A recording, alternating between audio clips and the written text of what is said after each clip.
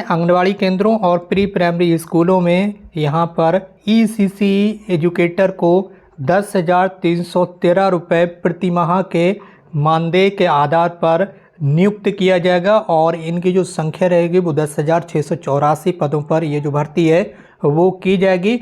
और यहाँ पर ये जो भर्ती है वो आउटसोर्सिंग के माध्यम से की जाएगी और ये एक संविदा आधारित भर्ती है, ये आपको ध्यान रखना है। ये वीडियो आपके लिए महत्वपूर्ण साबित होने वाली है, इसलिए इस वीडियो को शेयर जरूर करें अपने फ्रेंड्स के साथ। और अगर आप चैनल पर नए हैं तो चैनल को सब्सक्राइब करके बेल आइकन को प्रेस कर लें, सारी चीज़ें आज की इस वीडियो में आपको मिल जाएंगी।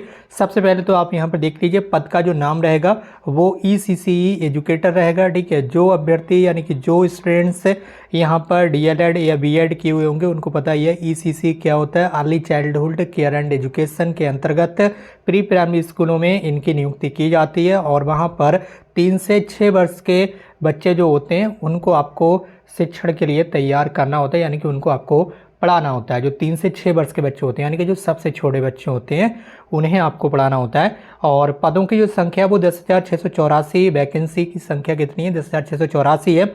उत्तर प्रदेश के सभी जनपदों में ये जो भर्ती है वो की जाएगी। प्रत्येक स्कूल में एक अभ्यर्थी को नियुक्त किया जाएगा। संविदा आधारित आउटसोर्सिंग के माध्यम से ये भर्ती की जाएगी और आपकी संविदा की जो अवधि है वो केवल 11 माह रहेगी। 11 महीने के बाद गवर्नमेंट आपको यहाँ से हटा भी सकती है, ये आपको ध्यान रखना है, ठीक है। हटा ही देगी, हटा सकती नहीं बल्कि हटा ही देगी, आपको पता है जब संविदा आधारित भर्ती है तो।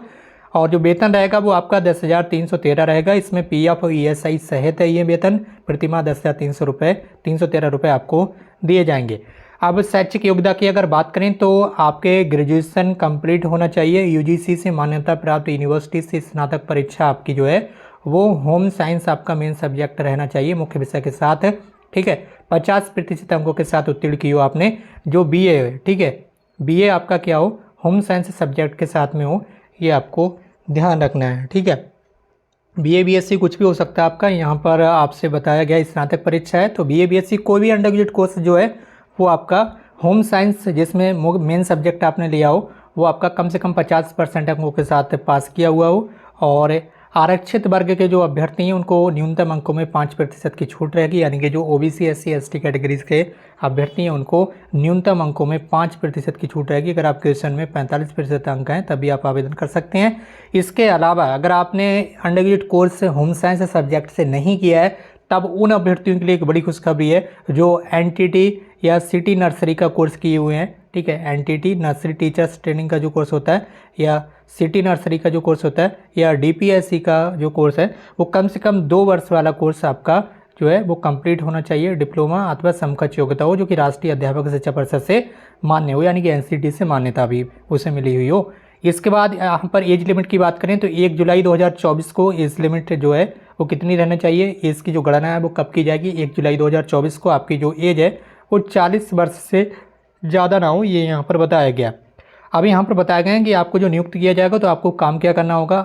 3 से 6 वर्ष के जो बच्चे होंगे उनको औपचारिक शिक्षा के लिए तैयार करना होगा और 3 से 6 वर्ष के बच्चों को भौतिक मानसिक सामाजिक संवेगात्मक और अकेडमिक विकास हेतु वातावरण सृजन में आंगनबाड़ी कार्यकर्ती को उक्त की संप्राप्ति में सहयोग प्रदान करना होगा। जो आंगनबाड़ी कार्यकर्ता होंगे उनको यहाँ पर आपको सहयोग प्रदान करना होगा, ठीक।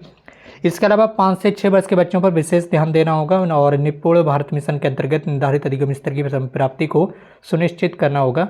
ये सारी चीज़ें आपको तो ट्रेनिंग वहाँ पर दे दी जाएगी किस तरह से क्या करना होगा, पहले आपका बस सिलेक्शन हो चाहिए। एक और बड़ी अपडेट ये है यहाँ पर कि ये जो आपकी संविदा आधारित भर्ती है इसमें किसी भी तरह की कोई परीक्षा नहीं होगी, ठीक है।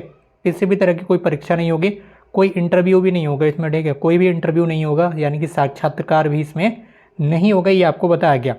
यहाँ पर एक कमेटी बनेगी, कमेटी में जिला अधिकारी अध्यक्ष होंगे और डाइट के जो प्राचार्य हैं वो सदस्य होंगे। बाकी जिला कार्यक्रम अधिकारी, जिला संयोजन अधिकारी, वित्त लेखक अधिकारी, बेसिक शिक्षा और जिला बेसिक शिक्षा अधिकारी मतलब बीएसए, ये सचिव होंगे। बाकी ये सारे लोग सदस्य के रूप में होंगे। ये कमेटी ही आपको सिलेक्ट करेगी। अब बात कर लेते हैं, जब एग्जाम नहीं होगा, परीक्षा नहीं होगी, इंटरव्यू नहीं होगा तो आपका सिलेक्शन फिर कैसे होगा। आपका सिलेक्शन होगा ऐसे, आपके जो मेरिट बनाई जाएगी उसमें 10th 12th और यूजी, ठीक है। जिस तरह से डीएलएड यूपी डीएलएड में एडमिशन के लिए मेरिट बनाई जाती है उसी तरह से ये मेरिट बनाई जाएगी। 10वीं क्लास की परसेंटेज, 12वीं क्लास की परसेंटेज और स्नातक परीक्षा की जो परसेंटेज है वो यहाँ पर कैलकुलेट की जाएगी, ठीक है। ये यहाँ पर बताया गया है। तो ये सारी चीज़ें यहाँ पर बताई गई हैं और यहाँ पर आप देख सकते होंगे पॉइंट में बताया गया कि सेवा प्रदाता उपलब्ध कराई गई अभ्यर्थियों की सूची मेरिट के आधार पर उक्त कमेटी के द्वारा तैयार की जाएगी। मेरिट सूची आपकी हाई स्कूल 10वीं क्लास, इंटर, उसके बाद स्नातक या DPSC या NTT संबंधित डिप्लोमा जो भी आपने किया हो, जिसके अभी मैंने स्नातक UG बताया, तो UG की जगह पर जिन स्टूडेंट्स ने NTT का डिप्लोमा किया होगा या सिटी नर्सरी का कोर्स किया होगा तो उनके वो यहाँ पर जो अंक हैं वो जोड़ लिए जाएंगे। ठीक है, ये सारी चीज़ें यहाँ पर तैयार की जाएंगी, उसके बाद ही आपका सिलेक्शन होगा।